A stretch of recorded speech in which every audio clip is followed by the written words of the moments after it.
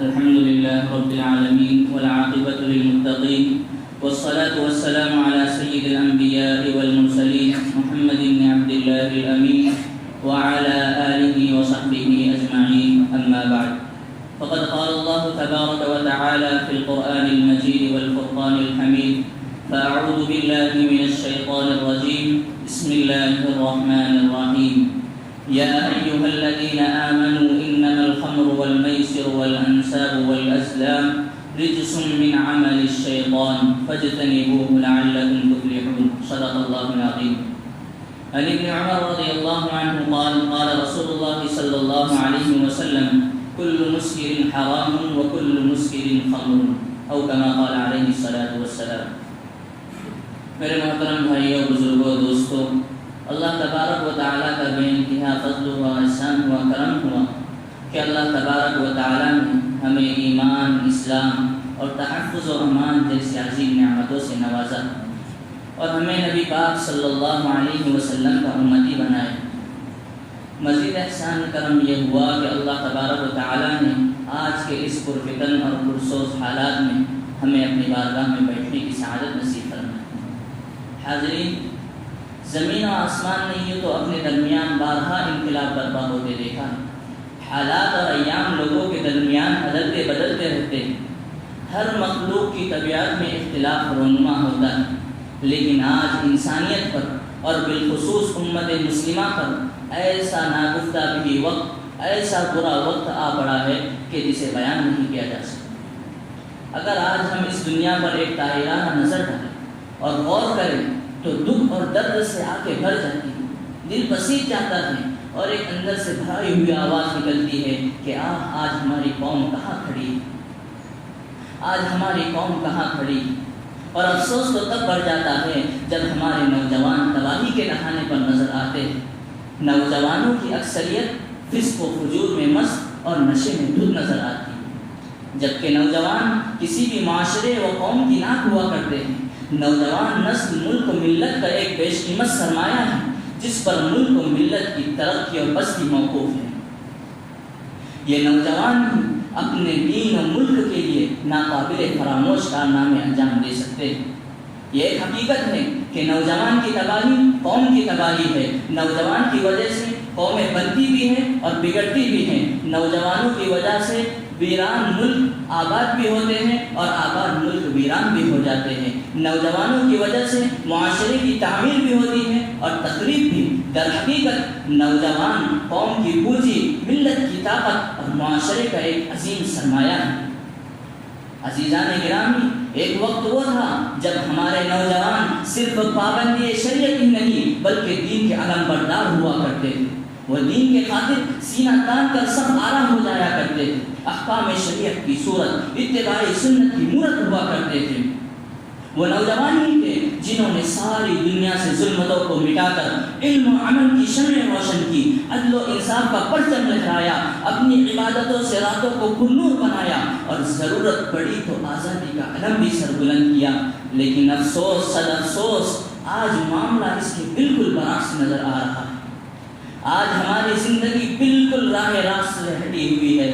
شیطان کے بہکاوے میں آ کر نشہ کرنے کرانے کی عادتیں ہمارے رگ رگ میں سرایت کرتی جا رہی ہیں۔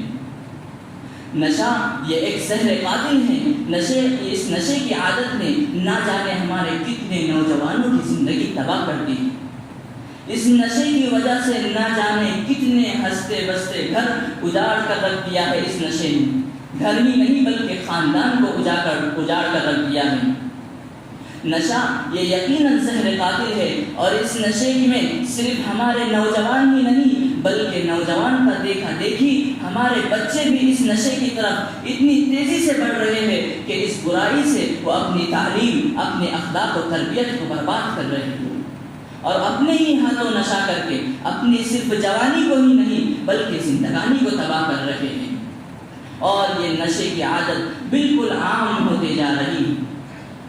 قابل مبارکباد ہے وہ لوگ جنہوں نے اپنے دامن کو اس عادت میں لت پت ہونے سے بچائے رکھا، اور قابل صد مبارکباد ہوں گے وہ لوگ جو اس عادت سے بچنے کے ساتھ ساتھ دوسروں کو بھی بچانے کی مکمل کوشش کریں گے۔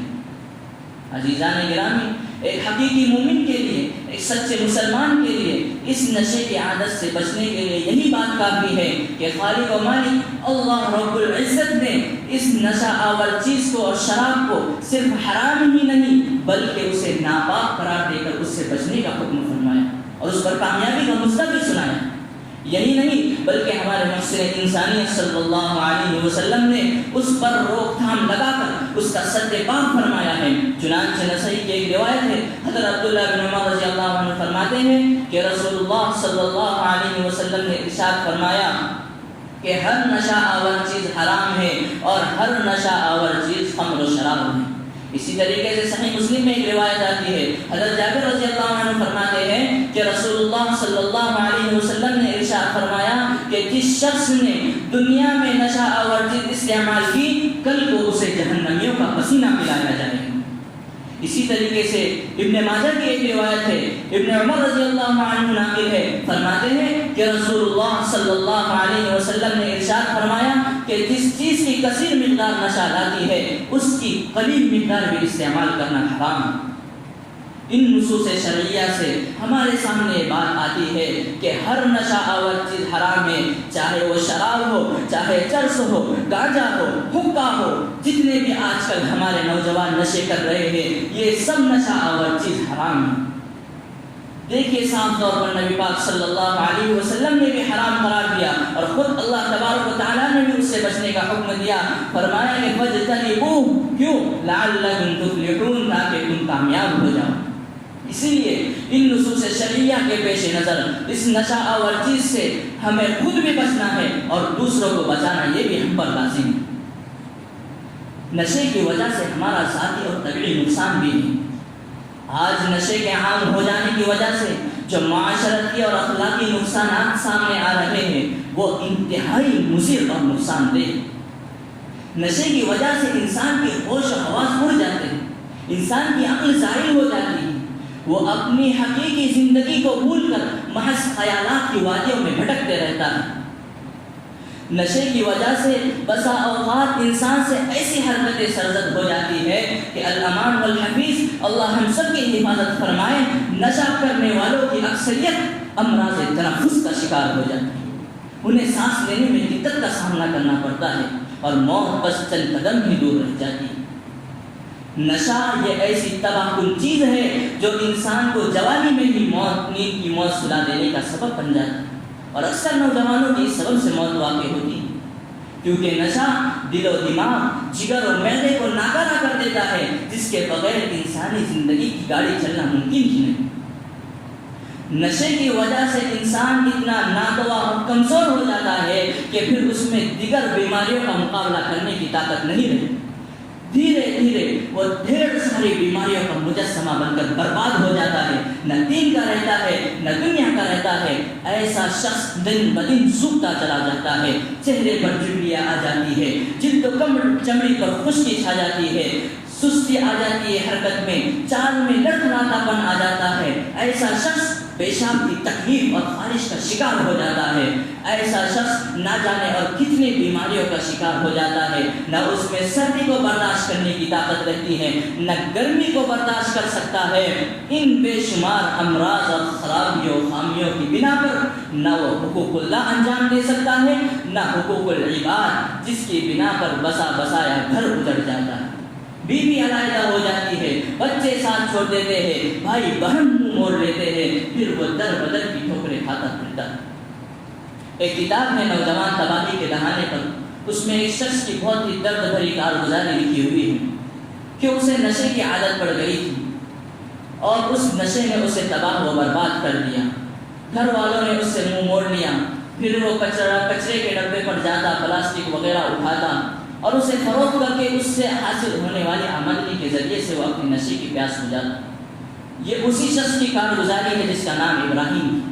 یہ بہت اچھا کارگر تھا، دن بھر اچھے سے اچھا کما کر اپنی بیوی بچوں کے ساتھ سکون کے ساتھ زندگی بسر کر رہا تھا۔ دوستوں میں رہ رہ کر نشے کی عادت پڑ گئی۔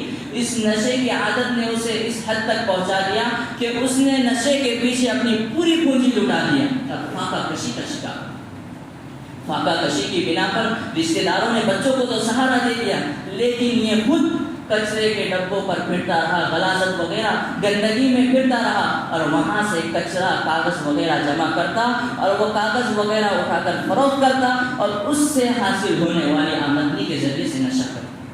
کسی نے اس سے پوچھا کہ ابراہیم تم تو ایک اچھے کاریگر تھے، پھر تمہاری یہ حالت کیسے ہو گئی؟ تو اس نے کہا وہ کاریگر تھے تم یہ ایسا کیوں کر رہے ہو، کچرے وغیرہ اٹھا رہے ہو؟ تو وہ کہنے لگا کہ اگر میں یہ پلاسٹک وغیرہ بھی جمع نہ کروں تو مجھے نشے کے لیے روزانہ 40 روپئے کون دیں؟ مجھے روزانہ روٹی تو کوئی دے دے گا، لیکن نشے کے لیے 40 روپئے کون دے گا؟ یہ اس ایسی بیماری ہے کہ اس سے میں بچ نہیں سکتا۔ میں بہت کوشش کرتا ہوں اس سے بچنے کی، لیکن میرے پاس اتنے وسائل نہیں ہیں کہ میں اپنا علاج کرا سکوں۔ دوائی مہنگی ہے اور سرکاری دوا کھانے والے تو ہمارا منہ دیکھ کر ہی ہمیں بھگا دیتے ہیں، اور کہتا ہے کہ اگر سرکاری طور پر ہم جیسوں کا اگر علاج ہو جائے تو بہت سے نوجوانوں کی زندگی راہ راست پر آ جائیں گی۔ اور بہت افسوس کرنے لگا کہ کاش میں اس عادت میں مبتلا نہ ہوتا۔ آج میری بیوی میرے بچوں کی کیسی پرورش کر رہی ہوں گی، بچے مجھے دیکھ کر کیا محسوس کرتے ہوں گے کہ کیسا باپ ہے، بال بکھرے ہوئے، منہ گندا، کپڑے انتہائی بوسیدہ، انتہائی گندے۔ وہ سوچتے ہوں گے کہ یہ کیسا باپ ہے، اور میری بیوی بھی کس طرح بچوں کی پرورش کر رہی ہوں گی۔ یہ سوچ سوچ کر اس کے آنکھوں میں زاروں قطار آنسو جاری تھے، اور وہ روتا ہوا سامنے کھلے میدان میں پڑے ہوئے کچرے سے کاغذ وغیرہ اٹھاتا ہوا چلا گیا۔ یہ ہے میرے نوجوانوں، نشے کی وجہ سے یہ ایسی تباہ کن زندگی ہو جاتی ہے، ہماری زندگی برباد ہو جاتی ہے۔ نشہ ہمیں ایسی چیز کرنے پر مجبور کر دیتا ہے کہ پھر ہم کچرا وغیرہ جمع کر کے اپنی نشے کی پیاس ہو جاتے ہیں۔ اس لیے بہت ضرورت ہے اس نشے سے بچنے کی۔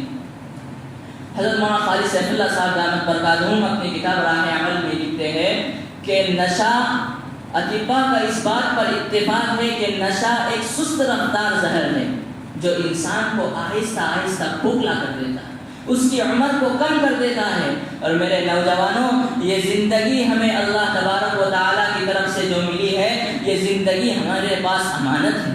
اس سے صرف ہمارا ذاتی تعلق ہی وابستہ نہیں ہے، بلکہ دیگر سماج کے لوگوں کا بھی تعلق وابستہ ہے۔ اس لیے ہم اس امانت میں نشہ کر کے خیانت نہ کریں۔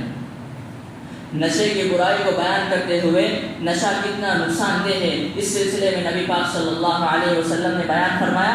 حضرت عثمان رضی اللہ عنہ کی روایت ہے، فرماتے ہیں کہ رسول اللہ صلی اللہ علیہ وسلم نے ارشاد فرمایا کہ بنی اسرائیل میں ایک عبادت گزار شخص تھا، بہت زیادہ عبادت کرتا تھا، خصوصاً اپنے لیے اس نے ایک عبادت گاہ بنا لی تھی، وہ عبادت گاہ سے باہر ہی نہیں نکلتا تھا، لوگوں سے میل جول نہیں کچھ نہیں، بس اپنے میں اپنا رہتا تھا۔ اور پاس میں ایک محل تھا، اس میں ایک ملکہ رہتی تھی، اسے معلوم ہوا تو اس نے اپنے خادم کو بھیجا کہ اس عبادت گزار کو بلا کر لاؤ۔ وہ خادم عبادت گزار کے پاس گیا، کہنے لگا کہ ہمارے محل میں ایک مقدمہ آیا ہوا ہے، تو ہماری ملکہ آپ کو اس مقدمے میں گواہی دینے کے لیے بلا رہی ہے۔ عبادت گزار بندہ سوچنے لگا کہ بہت اچھی بات ہے، میرے گواہی کی وجہ سے ایک انسان کی جان بچ جائے گی، یہ تو اچھی بات ہے۔ وہ اس اچھائی کو سوچ کر وہاں سے نکلا۔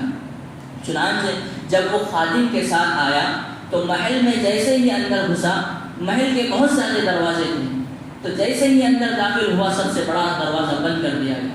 جیسے جیسے اندر داخل ہوتا گیا پیچھے کے دروازے بند ہوتے رہے۔ پھر وہ اندر پہنچا تو دیکھا کہ ایک عورت بیٹھی ہوئی ہے، اس کے پاس میں ایک معصوم بچہ ہے، ایک شراب کی بوتل رکھی ہوئی ہے۔ اس عورت نے اس آدمی کو دیکھ کر کہنے لگا کہ میں نے تمہیں یہاں کسی کی گواہی دینے نہیں بلایا ہے، میں نے تمہیں یہاں اس لیے بلایا ہے کہ تم ان 3 کاموں میں سے کوئی ایک کام کرو، یا تو میرے ساتھ زنا کرو، یا بچے کو قتل کرو، یا پھر شراب پیو۔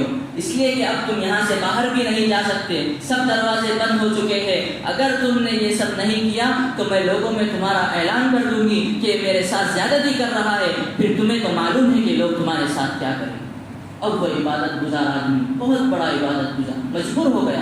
اب سوچنے پر مجبور ہوا کہ آخر کیا کروں، تینوں بھی گناہ، عورت کے ساتھ زنا کرنا یہ بھی گناہ، بچے کو قتل کرنا یہ بھی گناہ، اور شراب تو حرام ہی ہے۔ اب سوچنے لگا کہ کیا کروں۔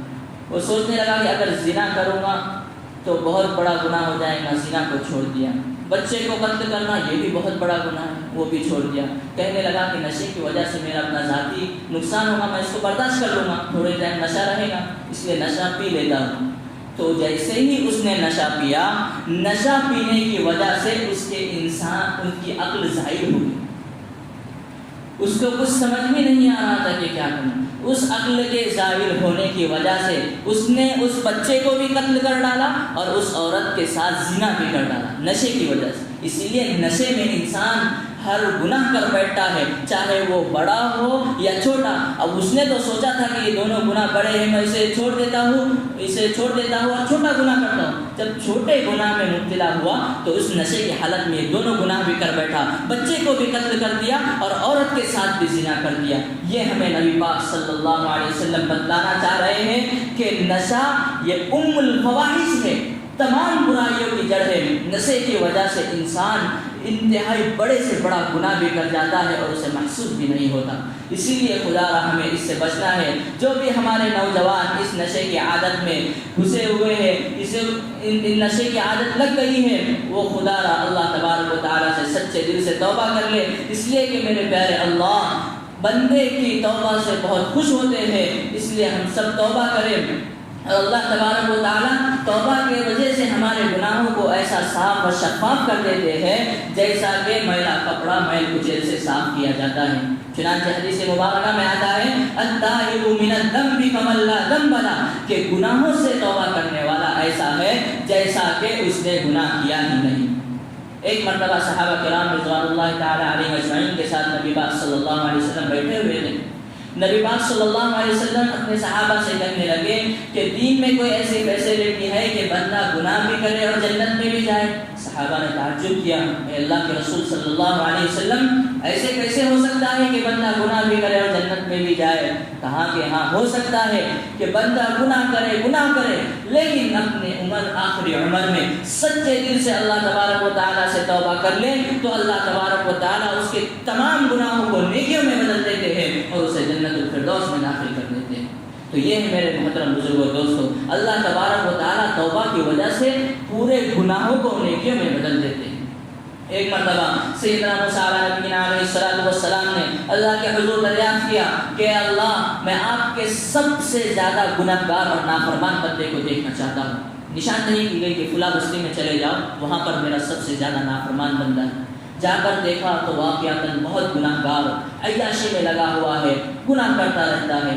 پھر چند دن گزر جانے کے بعد سیدنا موسیٰ علیہ السلام نے پھر سے ایک مرتبہ درخواست کی اللہ تعالیٰ سے کہ اللہ میں آپ کے سب سے زیادہ نیکوکار بندے کو دیکھنا چاہتا ہوں، سب سے زیادہ نیک۔ تو نشاندہی کی گئی کہ فلاں بستی میں چلے جاؤ، وہاں میرا نیک بندہ رہتا ہے۔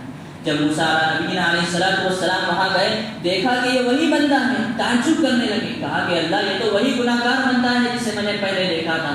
کہا کہ ہاں یہ وہی گنہگار بندہ ہے، لیکن یہ کسی دن گھر آیا، بیوی نے کسی بات پر تانا دیا تو یہ فوراً میرے دربار میں آیا، میرے گھر میں آیا اور سچے پکے دل سے توبہ کی، جس کی بنا پر میں نے اس کے تمام گناہوں کو نیکیوں میں بدل دیا اور آج یہ میرا سب سے زیادہ نیکوکار بندہ ہے۔ تو یہ توبہ کی وجہ سے اللہ پورے گناہوں کو نیکیوں میں بدل دیتے۔ ہاں میرے محترم بھائی بزرگوں دوستو، ہم توبہ کی وجہ سے اپنے مائنس کو پلس کر سکتے ہیں، اپنے گناہوں کو نیکیوں میں تبدیل کروا سکتے ہیں، بس شرط یہ ہے کہ ہم سچے دل سے توبہ کریں۔ ایک حدیث مبارکہ میں آتا ہے کہ قیامت کے دن ایک شخص کو لایا جائے گا، اللہ تبارک و تعالیٰ اسے کہیں گے کہ اے بندے فلاں دن تو نے فلاں گناہ کیا تھا، فلاں دن تو نے فلاں گناہ کیا تھا۔ اسے اتنے گناہ گنوائیں گے کہ اسے اب یقین ہو جائے گا کہ مجھے جہنم سے کوئی نہیں بچا سکتا۔ پھر اللہ تبارک و تعالیٰ اس سے کہیں گے کہ دیکھ ہم نے دنیا میں تیرے گناہوں پر پردہ پوشی کی، آج بھی ہم تیرے گناہوں پر اپنی رحمت کی چادر ڈال دیتے ہیں اور تیرے گناہوں کو معاف کر دیتے ہیں۔ پھر رحمت کی چادر ہٹیں گی، لوگ دیکھیں گے کہ آخر یہ کون شخص ہے جس کے نام اعمال میں ایک بھی گناہ نہیں ہے۔ تو یہ میرے محترم بھائیوں بزرگوں دوستو، اس طرح توبہ سے اللہ تبارک و تعالیٰ ہمارے گناہوں کو معاف کر دیتے ہیں۔ ایک مرتبہ نبی پاک صلی اللہ علیہ وسلم کسی سفر سے واپس تشریف لا رہے تھے، ایک جگہ پڑاؤ ڈالا، قریب میں بستی تھی، وہاں پر ایک عورت تھی جو قافلے کے لیے روٹیاں بنا رہی تھی۔